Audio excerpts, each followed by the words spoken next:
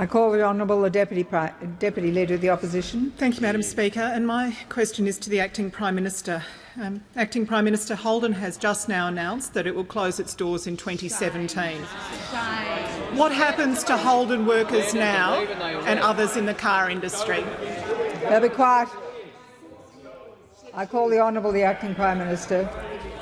Madam Speaker, about 10 minutes before question time, I spoke with the General Manager of General Motors in Australia, Mike Devereaux, and he informed me of the company's decision made in Detroit that they would be closing their operation, or a significant part of their operation in Australia and New Zealand by the end of 2017.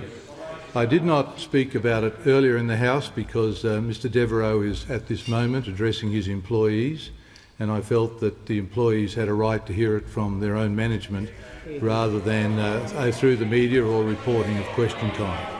But naturally, Madam Speaker, like all members in the House, we regret the fact that GM is to phase down its operations in this country. Holden has been an iconic national brand for Australians, a part of our heritage.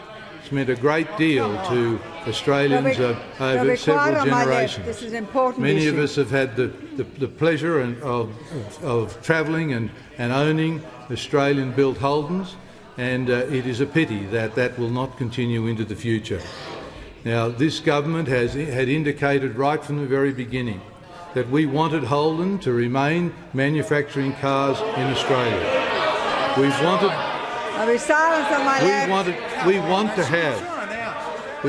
have a strong and active motor vehicle manufacturing industry in Australia.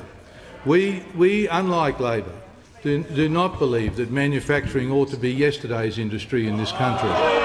We want, in fact, to see a manufacturing sector that's strong and vibrant, able to stand on its own feet and to make significant contributions to Australia. That's part of the reason why we acted to get rid of the fringe benefits tax impost that Labor had imposed, why we want to get rid of the carbon tax now so that car making can be more competitive in this country. We are, though, on this day, most concerned about the capacity of those who have been working in this industry, some 1,600 at the Elizabeth Vehicle Manufacturing Plant and 1,300 from the Holden Victoria's plant, who will no longer be employed by that company sometime between now and 2017. The government stands ready to work constructively with General Motors to support these people through this difficult time. We will do what we can with General Motors to achieve the very best possible outcomes for these people.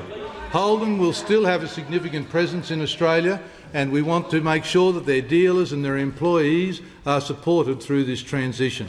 But this is a difficult day for Australians, a difficult day particularly for the Holden employees, and we will stand with them to work constructively to make sure that they can transition into good jobs in other parts of our industry.